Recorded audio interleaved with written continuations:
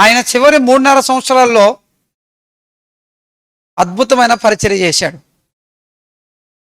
ఎంతోమందిని దర్శించాడు, ఎంతోమందిని స్వస్థపరిచాడు, ఎంతోమందిని అపవిత్ర ఆత్మల నుంచి విడుదలిచ్చాడు, అనేక మందిని బాగు చేశాడు. అయితే ఆయన చనిపోయిన తర్వాత, సమాధి చేయబడిన తర్వాత, ఆయన తిరిగి లేచిన తర్వాత ఇంకొక 40 దినాలు ఈ భూమి మీద ఉండవలసి వచ్చింది. అంతకుముందు ఉన్న యేసే ఈ 40 దినాలు కూడా ఉన్నాడు. కొంతమంది చనిపోయిన తర్వాత ఈ భూమి మీద ఎందుకుంటారు అని ఆలోచన చేస్తే, మన భారతదేశంలో ఒక నమ్మకం ఉంది.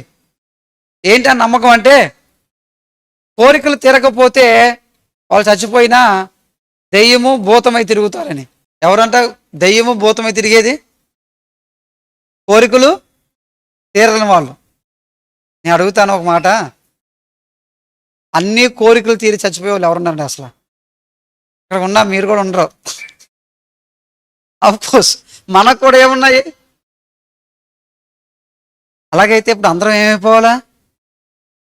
అంతే కదా మరి. వాళ్ళు చెప్పిన ప్రిన్సిపల్ ప్రకారం, సూత్రం ప్రకారం కోరికలు తీరకుండా చనిపోయినోడు భూతమైపోతాడు, దెయ్యమైపోతాడు అనే ఆ లాజిక్ ఉంటే, అలాగైతే ఈ భూమి మీద ఏ ఊర్లో కోరికలన్నీ తీరి చనిపోయిన వ్యక్తులు ఉన్నారు అంటే ఎవరు ఉండరు. అలాగైతే ఆ ఊర్లో చచ్చిపోయిన వాళ్ళందరూ కూడా దెయ్యాలు అవ్వాలి కదా మరి, భూతాలు అవ్వాలి కదా మరి. మరి ఎందుకు అవ్వట్లేదు? ఏ ఒక్కరో, ఏ ఇద్దరో, ఏ ముగ్గురో, ఏ నలుగురో, ఏ 5 మందో పేర్లు చెప్తా ఉన్నారు. మరి మిగిలిన వాళ్ళందరూ ఎందుకు భూతాలు అవ్వట్లేదు? కోరికలు లేవు వాళ్ళకి? లేదు, భూత వైద్యులు సృష్టించిన ఒక అద్భుతమైన సృష్టిది. భారతదేశంలో ఒక వ్యక్తిని ఎలా దోసుకోవాలంటే, దెయ్యాల పేరు చెప్పి కూడా దోసుకోవచ్చు అని, భూతాల పేరు చెప్పి కూడా దోసుకోవచ్చు.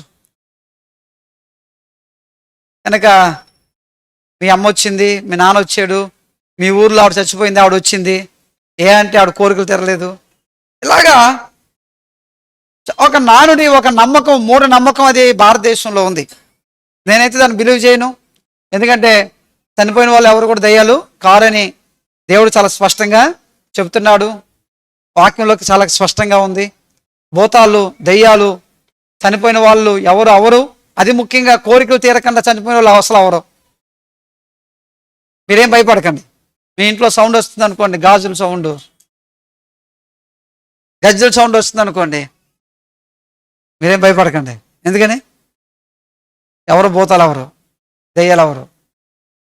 కానీ దేవునికి విరోధంగా పాపం చేసిన అపవాది, దుష్టుడు, సాతాను, వాని యొక్క దూతల యొక్క సమూహమే వాక్యంలోని దెయ్యాలు, భూతాలుగా పిలువబడుతున్నాయి. దెయ్యాలు, భూతాలు లేవని నా ప్రసంగం కాదు. దెయ్యాలు, భూతాలు ఉన్నాయి. కానీ దెయ్యాలు, భూతాలు ఎవరు కాదు? కోరికలు తీరకుండా చనిపోయిన వాళ్ళైతే కాదు. దెయ్యాలు, భూతాలు అయితే ఉన్నాయి.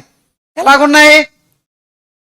దేవునికి విరోధంగా పాపం చేసిన దేవదూతల్లో ఒకడు లూసిఫరు, అపవాది, దుష్టుడు, సాతాను, అబద్ధికుడు, వాడికి ఎన్నో పేర్లు ఉన్నాయి. వాడు తన దూతల యొక్క పరివారము, గొప్ప సైన్యము. కనుక బైబిల్లో ఉన్నది అది, బైబిల్లో రాయబడింది అది. వాటిని మనం నమ్మాలి.